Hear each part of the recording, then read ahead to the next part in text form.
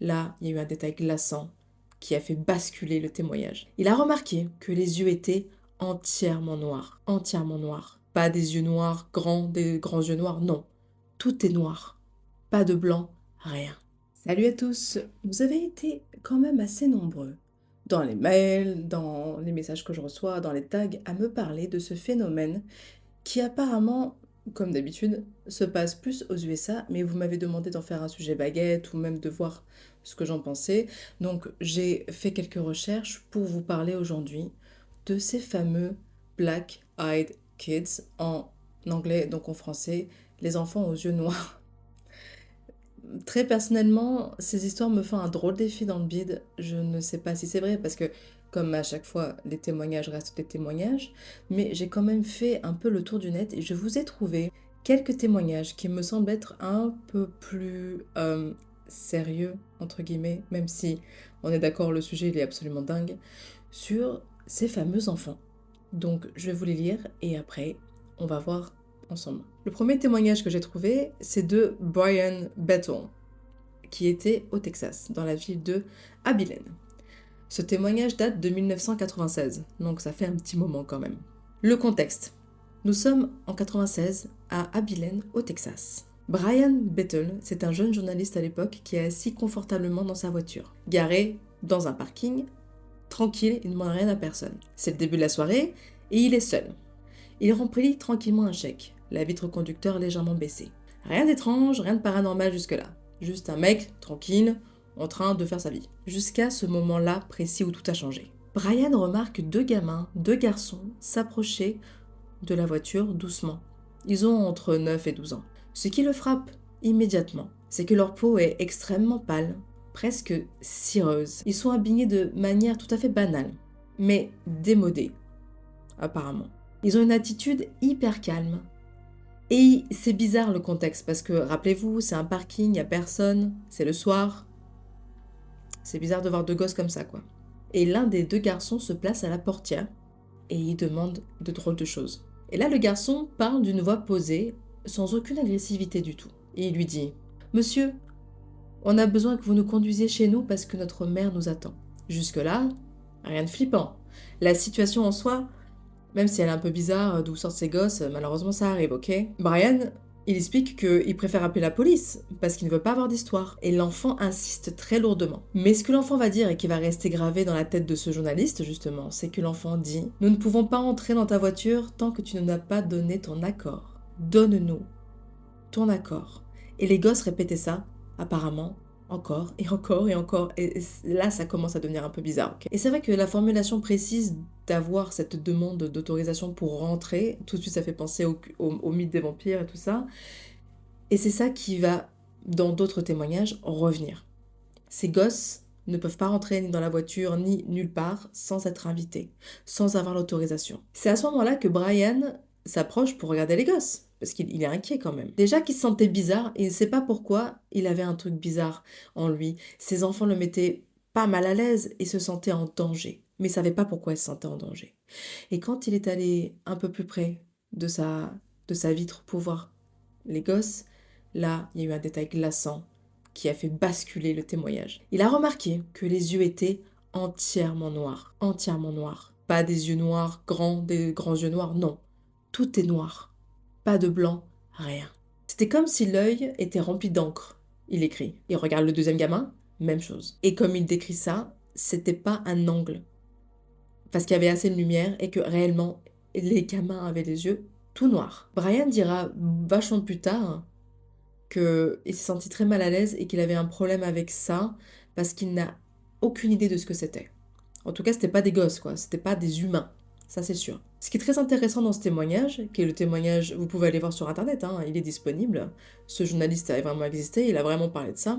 Brian, il parle pas simplement de la peur générée par la situation. Il a décrit que son corps a eu une réaction corporelle absolument immédiate qui pourrait être retrouvée dans des cas de peur extrême en présence d'un prédateur. Une montée de panique incontrôlable, une sensation de danger absolu, un instinct de survie même. Comme si quelque chose, c'est comme si toutes les cellules de son corps lui disaient de se tirer. Il y avait un truc qui allait pas, qu'il était en danger. Et imaginez-vous la scène, c'est des gosses normalement, c'est très bizarre d'avoir ce genre de réaction corporelle avec deux gamins. Il dira bien plus tard qu'il avait l'impression que s'il avait laissé rentrer les gosses, c'était fini. Il a vraiment eu cette impression physique et mentale que autoriser les gamins dans sa voiture, et il allait mourir. Enfin, que c'était fini pour lui. C'est dingue d'avoir une réaction aussi violente. Ensuite, il a pris la fuite. Sans répondre, Brian, il est parti. Il a remonté la vitre, il a démarré brusquement. Il a quitté le parking à toute vitesse. Et les deux garçons ont disparu. Quand il s'est retourné, il n'y avait plus rien. L'après-coup du témoignage était très intéressant. Il expliquera bien plus tard qu'il n'avait jamais ressenti ce type de peur auparavant, que c'était une peur très primaire, et que quand il s'est renseigné, il a vu que les gens qui avaient ressenti ça, c'était face à des prédateurs ou à des situations de danger extrême. On parle de deux gosses qui viennent demander de l'aide, hein.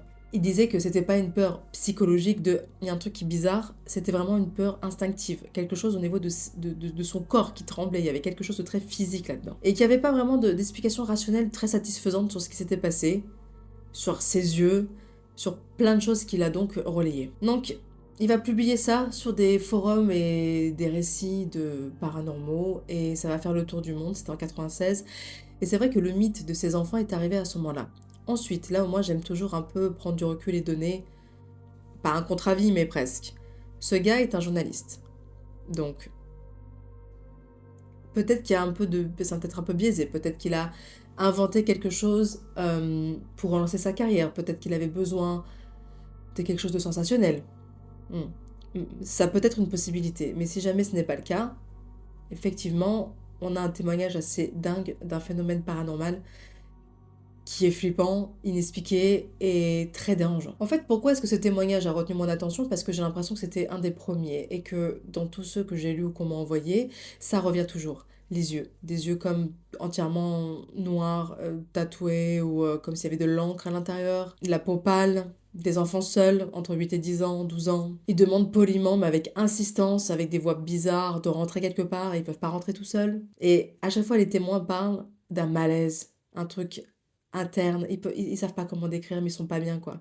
Et après, ils disparaissent, les gosses. C'est vrai que les témoignages sont des témoignages. On ne peut pas dire qu'on a une vérité factuelle sur un témoignage. Après, je crois que certaines personnes croient vraiment à ce qu'elles ont vu et ce qu'elles ont ressenti. Il y a peut-être aussi le problème avec les mythes, les légendes urbaines, tout ça, c'est que pour certains qui sont peut-être vrais, il y a peut-être aussi des petits plaisantins qui s'amusent après ça. Il est quand même relativement simple de créer des yeux noirs comme ça. Malheureusement, on vit dans un monde où on peut utiliser des légendes urbaines pour faire des cambriolages ou faire des trucs graves, ok? Donc il y a peut-être un peu de ça. Mais c'est quand même beaucoup revenu des témoignages où les gens disaient qu'ils étaient pétrifiés, alors que c'était des gosses, et qu'ils avaient tous cette demande de rentrer. Et les témoignages que j'ai pu lire et voir, personne n'est rentré réellement dans une maison, dans une voiture. J'ai pas trouvé de témoignage de personne pour qui il y a eu une ouverture. Vous voyez, ça laisse en suspens tout ça, c'est un peu c'est intéressant. Donc voilà, dites-moi ce que vous en pensez en commentaire. Vous avez déjà entendu cette histoire de légende urbaine des enfants aux yeux noirs, des Black Eyed Kids? Encore une fois, je pense que certaines personnes ont dû vraiment voir des choses de dingue et peut-être que la réalité dépasse la fiction très souvent.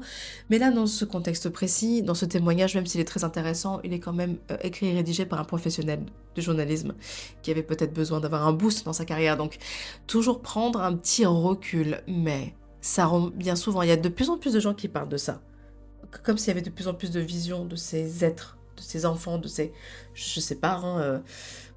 Est-ce que c'est des aliens? Est-ce que c'est des entités? Est-ce que c'est des vrais gosses? Je pense pas. Mais ce qui est intéressant de noter dans tous les témoignages, c'est la réaction corporelle chez les gens, la peur primaire qu'ils ont, et ce truc que les gamins demandent toujours l'autorisation pour entrer.